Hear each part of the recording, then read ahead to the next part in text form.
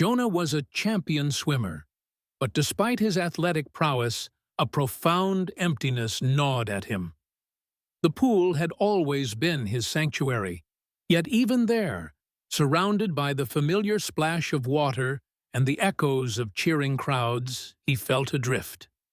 Little did Jonah know that his life was about to take an unexpected plunge, one that would challenge everything he thought he knew about himself and his place in the world.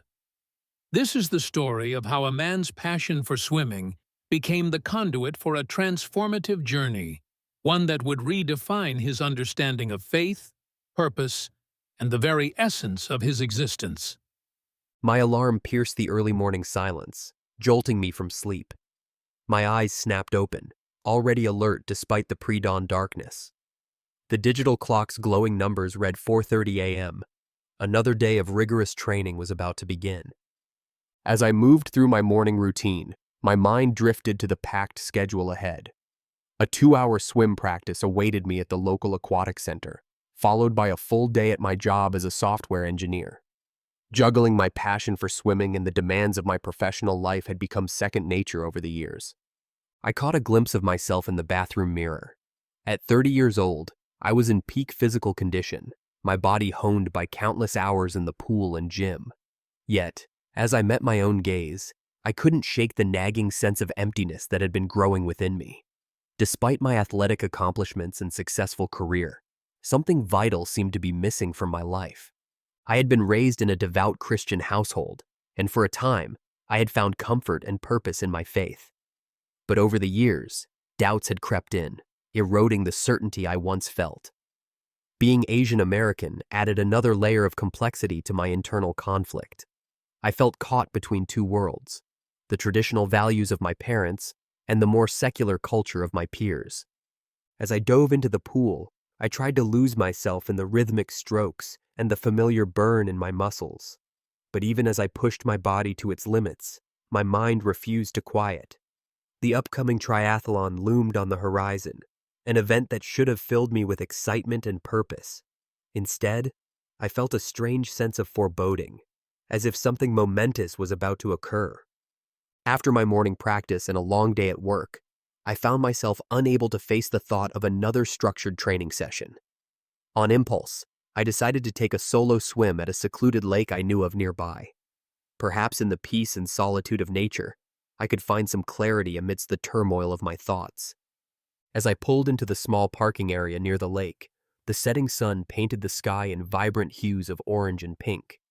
The placid surface of the water reflected the fading light, creating an illusion of tranquility that belied the inner storm raging within me.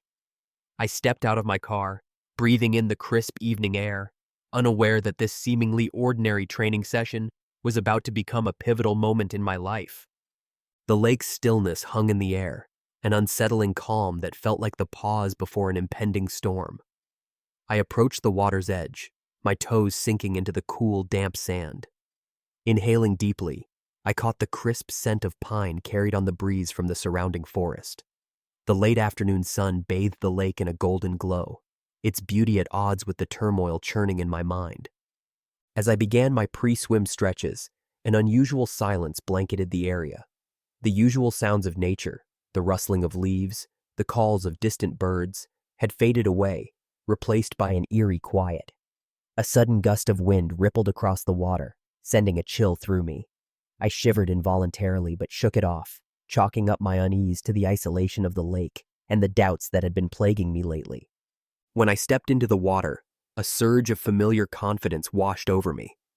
The cool embrace of the lake brought back memories of countless training sessions and victories. As I waded deeper, my athletic instincts kicked in, temporarily silencing the questions gnawing at my soul.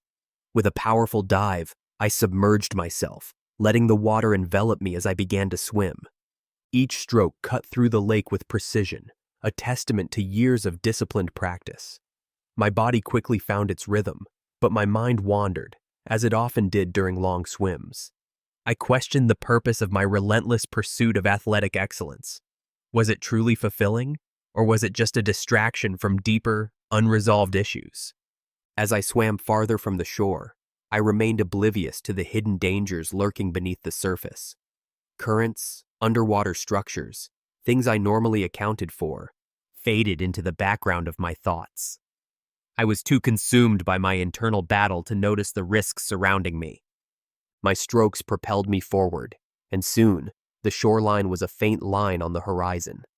A wave of exhilaration swept through me as I pushed my limits, relishing the vastness of the open water. It felt liberating, as if I were shedding the weight of expectations and doubts, if only for a moment. When I reached my planned turning point, I paused to tread water and catch my breath.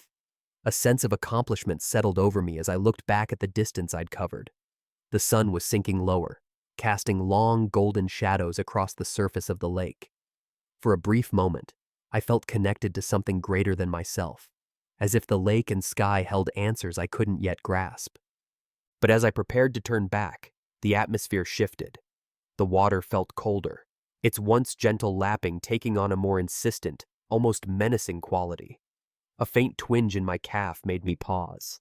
It was subtle, but I knew my body well enough to recognize it as a warning. I brushed it aside. I've faced worse, I told myself. Turning towards the distant shore, I began swimming again, determined to finish strong.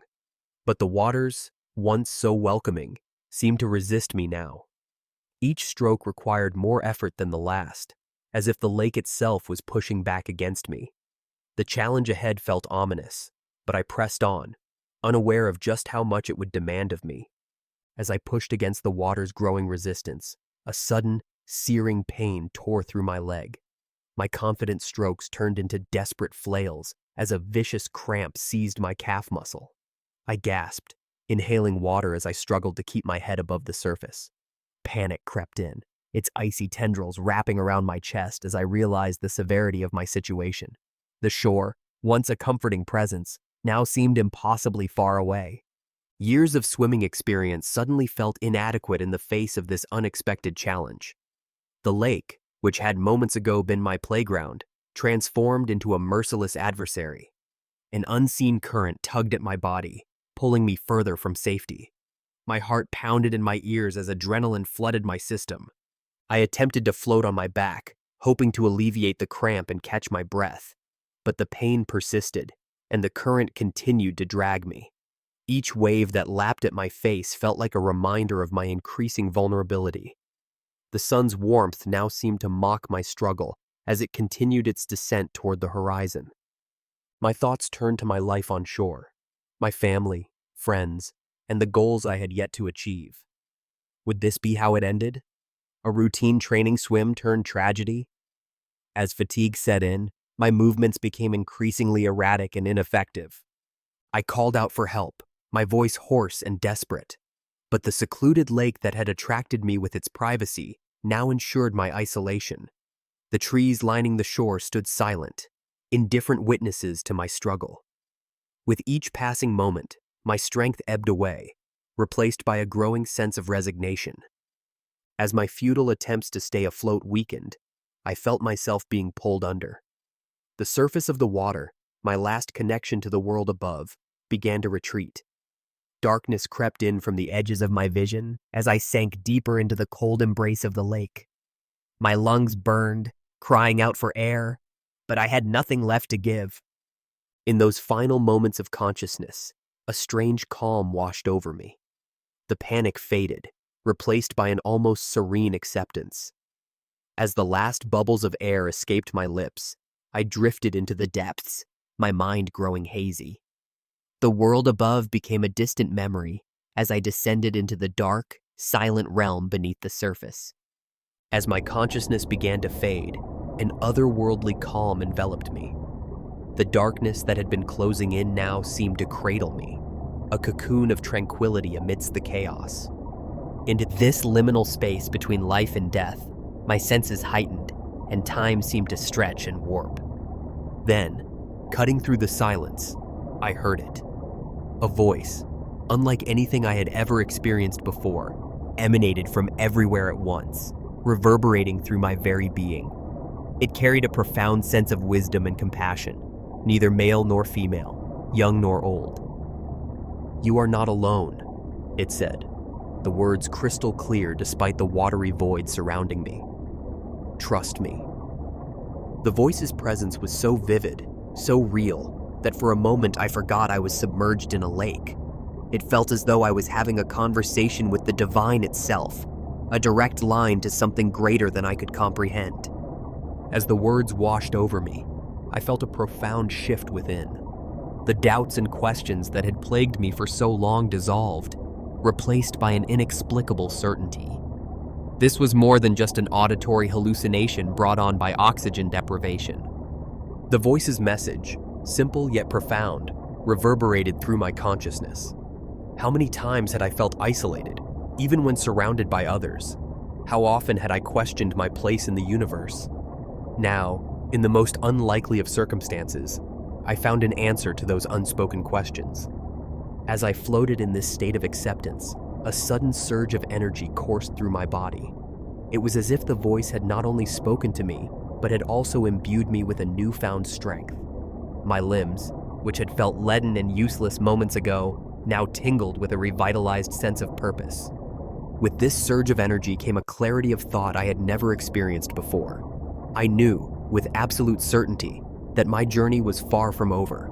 There was more for me to do, more for me to become. The surface of the lake, which had seemed an impossible distance away, now beckoned to me with renewed promise. They say when you're drowning, you should relax and float.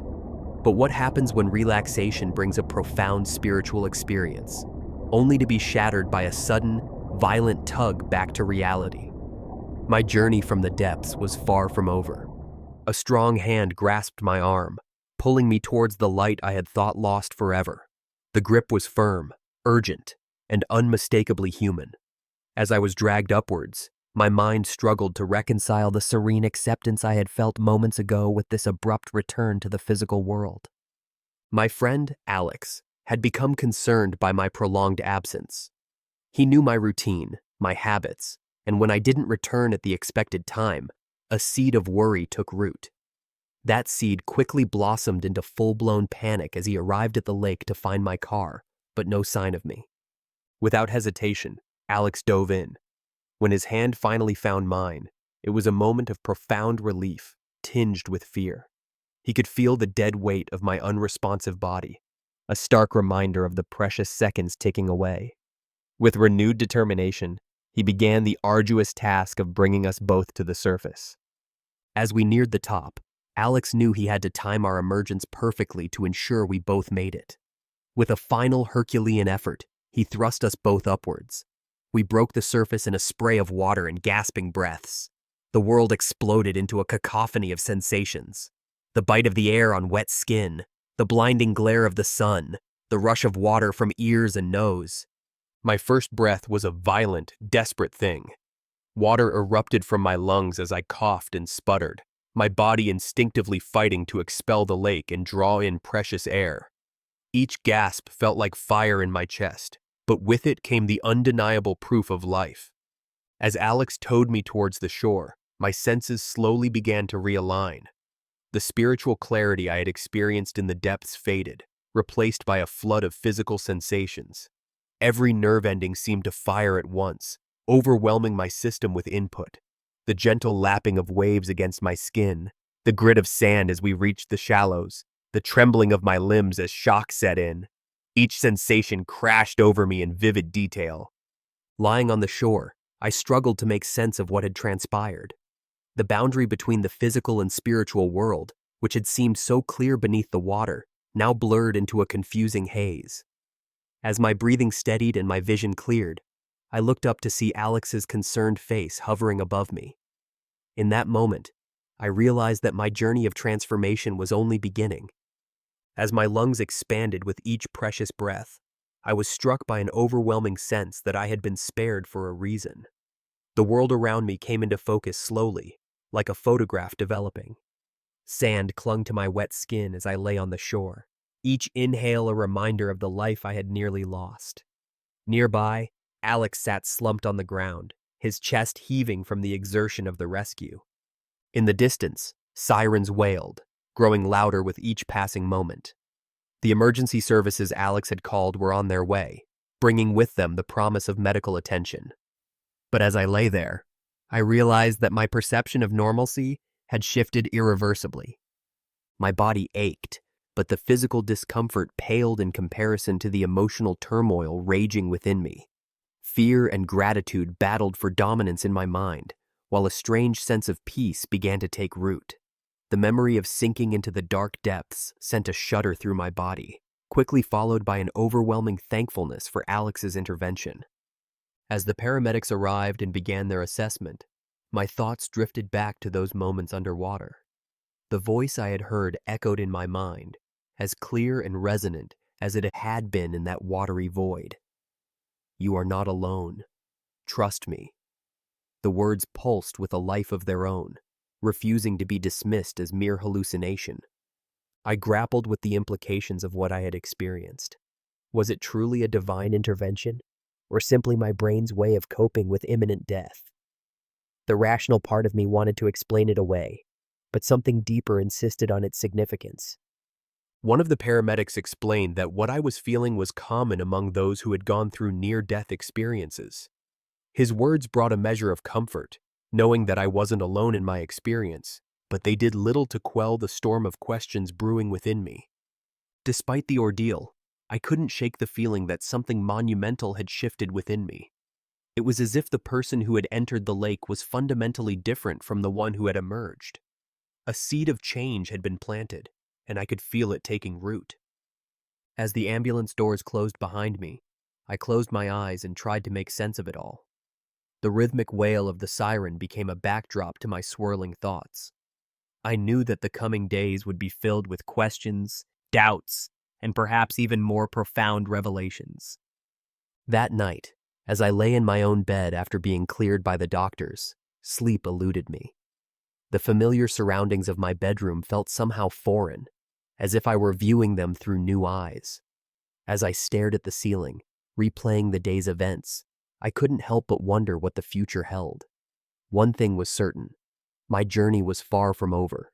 It was, in many ways, just beginning. The alarm clock's chirp pierced the morning silence, yanking me from a fitful sleep. As memories of the previous day's events crashed over me, the ache in my muscles and tightness in my chest served as stark reminders of their reality. The familiar routines of my day now felt off-kilter, as if I were experiencing them through new eyes. At work, my colleagues greeted me with their usual nods and small talk, unaware of the profound transformation I'd undergone. As I attempted to focus on lines of code, my mind kept drifting back to the moment underwater when everything changed. The voice that had spoken to me echoed in my thoughts, its message a constant undercurrent to the day's tasks. "You are not alone. Trust me." I found myself struggling to reconcile my experience with the doubts that had plagued me for so long. The logical part of my brain argued that it was merely a hallucination brought on by oxygen deprivation, but my heart insisted on its significance. Throughout the day, I caught myself looking at my coworkers, wondering if any of them had ever stood at the threshold between life and death, only to be pulled back with a message that defied explanation. As the workday drew to a close, I felt a growing restlessness. The routine that had once brought comfort now felt constrictive, unable to contain the enormity of what I'd experienced. Almost without conscious decision, I found myself driving towards the church I'd been avoiding for months. I sat in my car for several long minutes, my hand on the door handle, gathering the courage to step out. This wasn't just about attending a service. It was about taking the first step towards integrating my experience into my life. As I finally exited the vehicle and approached the church doors, I couldn't help but feel that I was crossing a threshold, not just physically, but spiritually as well. As I stepped into the church, a wave of nostalgia washed over me. The familiar scent of wood polish and old hymnals transported me back to my childhood. I hesitated briefly before entering the sanctuary, where the pews were already filling with congregants. I slipped into a seat near the back, my heart racing as the service began. Every word and gesture carried a new weight through the lens of my near-death experience. The opening hymn resonated with a depth I had never appreciated before, its lyrics about God's saving grace taking on a personal meaning. My voice caught in my throat as I recalled the voice that had spoken to me in the depths of the lake. The pastor's sermon on finding faith in moments of crisis struck a chord so deep that I felt exposed. I shifted uncomfortably, grappling with the implications of my experience. As he spoke about the transformative power of facing one's mortality, I nodded along, reflecting on how my perception of life and purpose had shifted so dramatically. The communal prayers and responses felt like a lifeline, connecting me to something greater than myself. I whispered the words with renewed fervor, my eyes stinging with unshed tears.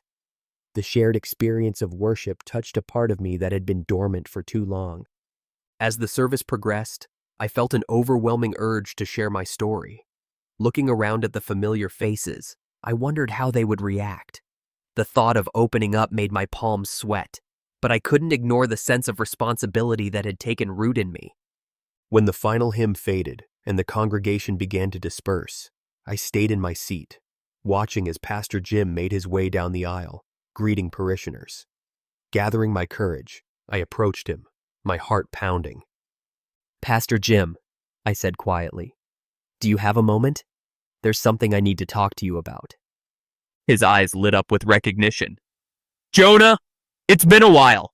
Of course, I always have time. What's on your mind?" As I recounted my experience, I saw his expression shift from polite interest to rapt attention. When I finished, a moment of silence hung between us, heavy with the weight of my revelation. Navigating new waters. Standing at the edge of the pool, I inhaled deeply, the familiar scent of chlorine filling my nostrils. My usual training ground loomed before me, its rippling surface reflecting the overhead lights in a mesmerizing dance that both beckoned and repelled me. Curling my toes over the rough concrete edge, I closed my eyes and exhaled slowly, trying to steady myself. In the silence, the words from that voice in the lake echoed in my mind. "You are not alone. Trust me." When I opened my eyes, the water seemed different. It wasn't just a training ground anymore. It was a reminder of my brush with mortality and my spiritual awakening. I whispered a silent prayer as I bent my knees, preparing to dive. Time seemed to stretch, laden with anticipation and fear. Then, in one fluid motion, I launched forward, my body arcing through the air before slicing into the water. The shock of submersion jolted me, panic threatening to creep in. But as I moved, executing the familiar freestyle strokes, a calmness settled over me. Each pull of my arms, each kick of my legs felt purposeful, as if guided by an unseen hand. When I finally touched the wall and surfaced, gasping for air, emotion surged within me. Tears mixed with the droplets of water on my face as I realized the magnitude of what I had just overcome. Pulling myself out of the pool, I stood dripping on the deck, knowing my journey was far from over. Challenges would come, and fears would resurface. But with every stroke, I was moving forward, navigating these new waters with a strength and purpose I'd never known before. I stood in front of my triathlon team, my heart pounding as I faced their curious gazes. The familiar hum of the pool's filtration system filled the air, grounding me. Taking a deep breath, I prepared to share the story that had changed my life. As I began recounting my near-death experience and spiritual awakening, I could see the varied reactions among my teammates. Some leaned in with fascination, while others crossed their arms, skepticism clear on their faces. I understood their doubt. It wasn't an easy story to tell, let alone believe. Mark, our team's sprinter, was the first to speak up, questioning whether it could have been a hallucination from lack of oxygen. I met his gaze, surprised by the calm assurance in my voice as I responded. As I continued, describing the peace and purpose I'd found, I noticed the atmosphere in the room beginning to shift. Sarah, usually the most pragmatic among us, admitted she'd experienced something similar during a grueling race the year before. Her revelation seemed to break the ice, and soon, others began sharing their own moments of inexplicable clarity or strength. I listened, amazed that my vulnerability had created this space for connection. It dawned on me that I was bridging two worlds, spirituality and athletics, showing how faith had transformed my approach to training. Each stroke and stride now felt infused with gratitude and purpose. Even our coach, who had remained quiet until then, chimed in. There's research on this, about how having a purpose beyond winning makes athletes more resilient under pressure. As the meeting wrapped up, I felt a subtle yet profound shift in our team dynamic. Where once we'd been focused solely on physical performance, there was now an openness to exploring the mental and spiritual aspects of our sport. Some teammates approached me privately, eager to continue the conversation, while others seemed deep in thought. Walking to my car, the setting sun casting long shadows across the parking lot, I felt an overwhelming sense of gratitude. This was bigger than me. I was becoming a bridge, and I couldn't wait to see where this path would lead. As word of my near-death experience spread through the community, it sparked all kinds of reactions and conversations. The story of an athlete who had faced death and returned with a message of hope and connection became the topic of intense discussion at local cafes, church gatherings, and community events. The response was multifaceted. Some people found inspiration in my story, seeing it as proof of the power of faith and resilience. Others were more skeptical, questioning the validity of such an extraordinary claim. At the local diner, I heard that debates had erupted over cups of coffee, with longtime friends landing on opposite sides of belief. What surprised me most was how my transformation seemed to prompt reflection in others. The yoga studio reported more visitors. The public library saw a surge in checkouts of books about near-death experiences and spiritual awakening, and local religious leaders told me they were suddenly fielding questions from people who had never seemed interested in matters of faith. As the story gained momentum, I started receiving invitations to share my experience. The local Rotary Club asked me to speak at one of their meetings, and the community college wanted me on a panel discussing spirituality and science. Every invitation filled me with a mix of excitement and nervousness. One morning, as I prepared for another speaking engagement, I felt the weight of the responsibility on my shoulders. What had once been a deeply personal moment for me had grown into something far bigger, a catalyst for change in my community. I realized that my words had the power to inspire, challenge, and comfort. That realization was exhilarating and daunting all at once. Taking a deep breath, I reminded myself to stay centered. It wasn't about convincing everyone to believe my experience. It was about sharing my journey authentically and opening the door to deeper conversations. If my story could help others reflect on their own lives, that was enough for me. With a mix of humility and determination, I stepped out into the world, ready to keep sharing and connecting with my community. As the sun dipped below the horizon, casting long shadows across the lake's placid surface, I stood at the water's edge. The gentle lapping of waves against the shore mirrored the rhythmic beating of my heart, a constant reminder of everything I'd been through. Looking out at the scene before me, I felt a sense of peace, unlike anything I'd known. My eyes, once clouded by doubt and fear, now held clarity and purpose. The unexpected path that had taken me from despair to a deeper understanding of myself and the world had left its mark. The lake, which I had once associated with my darkest hour, now reflected something brighter, the light of hope that burned within me. It was a testament to the resilience of the human spirit, and as I stood there, I knew I would carry that light forward, wherever my journey led next. Like David's journey, every brush with the divine has the power to transform. If you want to witness a story of spiritual awakening and resilience, click left to meet Jonah, a man who found peace in the midst of a life-altering journey, discovering hope in the darkest of times. Learn how his transformation led to a newfound sense of purpose